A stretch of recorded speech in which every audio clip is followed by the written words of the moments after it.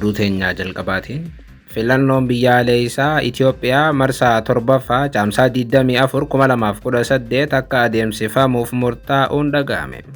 KFO'n filannoo dhufuu irratti magaalaa Finfinnee qofatti kan hirmaatu yoo ta'u faallaa isaa garuu ABO'n yaada haarawaan gadi beera. Gama biraatiin duulli filannoo guyyaan itti eegalamuus ibsameera. Bal'inaan dhageessu. Oduu biraatiin poolisiin federaala Itoophiyaa tiiktaakaroota akkaataa uffata aadaa fi safuu biyya keenyaa cabse uffatan jechuudhaan shakke to'achuu beeksise. Tiiktaakaroonni kun dhiyoo sagantaa TikTok Awwaardii irratti uffata garaagaraa uffatanii kan mul'atanidha. Gabaasa guutuu qabna. Oduu itti aanuun Ministeerri muummee Hindii Narendra Modi guyyaan isaan Itoophiyaa itti daawwatan ifoome. AGM guyyaa 5 dura maddeen dhimma kana beekan wabeeffachuun Ministeerri muummee Hindii Itoophiyaa daawwachuudhaaf akka jiran gabaasuu booda oduu kana miidiyaan biyyaalessaa Hindii mirkaneesseera. Narendraan yoom Itoophiyaa dhufa? Dhimmi inni Itoophiyaa dhufuuf ammoo taateewwan tibbana Itoophiyaa fi Hindiitti uumaman hordofeeti. Gabaasa bal'aa isin biraan geenya akkam jirtu daawwattootaaf hordoftootaan olee Global Media. Oduu odeeffannoo keenya guyyaa irraa tokko jennee jalqabneeti jirra. Odeeffannoo keenya ijoo isaa amma dhageessan guutuu isaa isin biraan geenya. Haga xumura sagantaa keenyaatti dhaggeeffachuun yaada qabdan gara koomentiitiin nuuf barreessaa. Viidiyoon teenya namoota hedduu biraa akka dhaqqabduuf immoo like, share, subscribe godhuun dagatinaa isiniin jenna kallattumaan gara gabaasa bal'aattiin isin qajeelcha.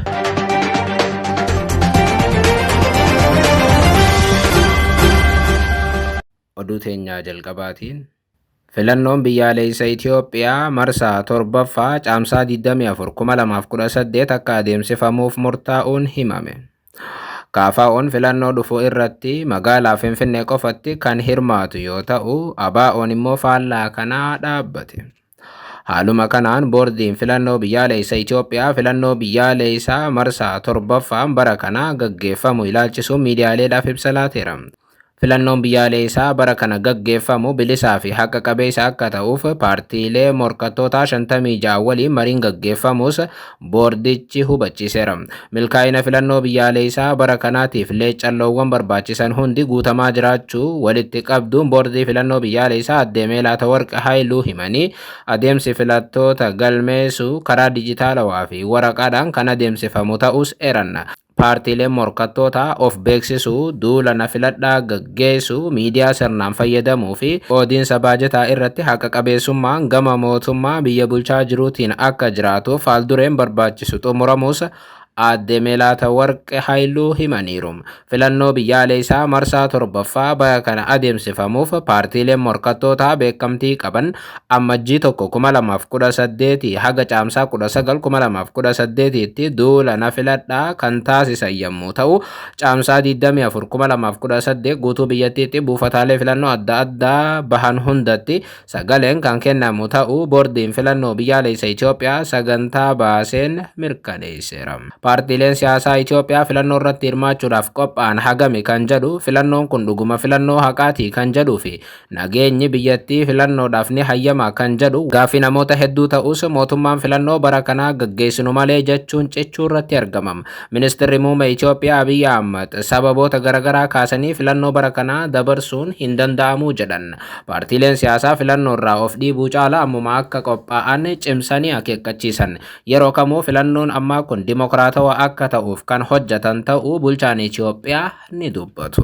100% የምርጫ ምቹነት ማረጋገጥ አለብን።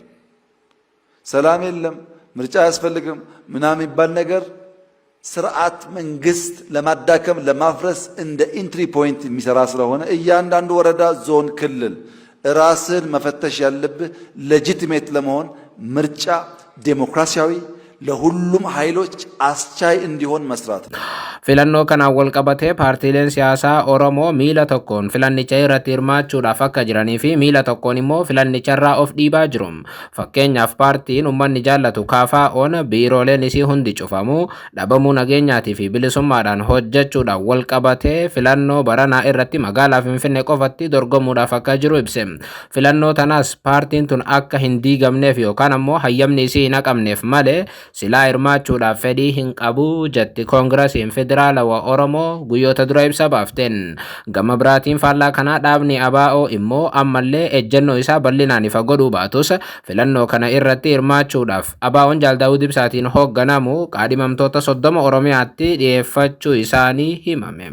KFO fi ABO'n filannoo marsaa ja'affaa irraa guutummaatti dhiibamanii turuun ni yaadatama. Dhaabbileen lamaan kun biirooleen isaanii Oromiyaa keessa jiranii fi bakkoota biraa jiran guutummaatti cufameera. Yeroo ammaa lamaanuu magaalaa Finfinnee irraa kan hafe bakkoota biraatti sochii taasisuus hin danda'an. Duula filannoo dhufuun wal qabatee immoo paartiileen kun komii qabu. Addatti ammoo koongirasiin federaalawaa Oromoo fayyadama miidiyaa irrattis himannaa dhiyeessaa tureera. Oduu biraatiin ministeerri muummee Hindii Narendra Modi guyyaan isaan Itoophiyaa itti daawwatan ifoome. AGM guyyaa 5 dura maddeen dhimma kana beekan wabeeffachuun ministeerri muummee Hindii Itoophiyaa daawwachuudhaaf akka jiran gabaasuu booda oduu tana miidiyaan biyyaalessa Hindii mirkaneesseera. Haaluma kanaan ministeerri muummee Hindii Narendra Modi torban dhufu Itoophiyaa akka daawwatan ibsame. Imalli kunis waggaa 10 asitti gaggeessaan biyya Hindii yoo gaanfa Afrikaa daawwatu isa jalqabaa akka ta'e WION News miidiyaan guddichi Hindii gabaasa eda maxxanseen erem. Muumichi ministeera Hindii Modiin daawwannaa isaanii kanaan biyyoottan 3 akka daawwatan kan ibse WION kanaanis muddee 15 haga 16tti Joordaa, muddee 16 haga 17tti Itoophiyaa fi muddee 17 haga 18 immoo akkaataa sagantaa isaaniitiin gara Omaanitti deebi'uun daawwannaa isaanii kana xumuruu jedhameera. Ministeerri muummee Hindii duraanii Manohar Singh yeroo xumuraatiif bara 2011 Itoophiyaa daawwachuun kan yaadatamudha. Obbo Modiin daawwannaa isaanii magaalaa Finfinneetti taasifamuudhaaf jedhame kanaan ministeera muummee Itoophiyaa Abiy Ahmed waliin wal arguun hariiroo biyyoota lamaanii irratti mariin taasisuu jedhamee eegama.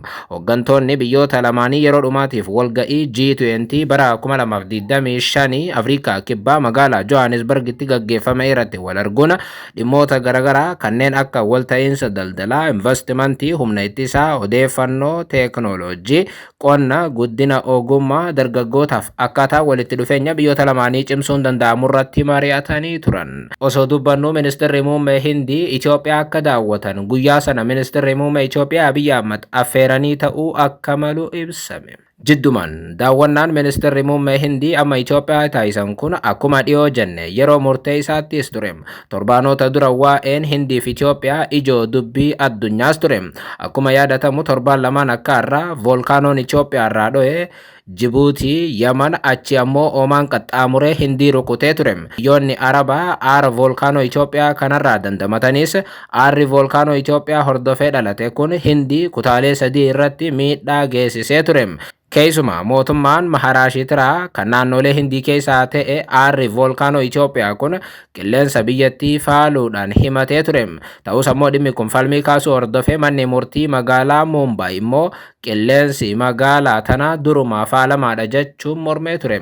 Voolkaanoo sadaasa 23 irraa eegalee dhoheen biyyoota Arabaa dabalatee Hindiin wayita muddamte ministeerri muummee Hindiitis gara Itoophiyaa imaluudhaaf kan murteessan aara voolkaanoo Itoophiyaa kana hordofeeti. Inumaa daawwannaa amma Itoophiyaa taasisaniin ministeerri muummee Hindii kun tarii naannoo Affaar bakka voolkaanoon kun irraa ka'e daawwachuu akka malan shakkameera. Dhukkeen uummata ukkaamsuu caalaa sababa aara voolkaanoo Itoophiyaa kanaan imalli daandii qilleensa Hindii guutummaatti addaan cituun ni yaadatama. Gama biraatiin akkuma beekamu Itoophiyaa fi Hindiin yeroo ammaa kana garee miseensota BRICS yoo ta'an daawwannaan Modiin gara Itoophiyaatti dhufuuf jedhame kun yaa'ii fooramii Indiyaa Afrikaa Afraffaa yeroo dheeraadhaaf harkifate deebisuudhaaf kaka'umsa uumaa jedhamee eegama.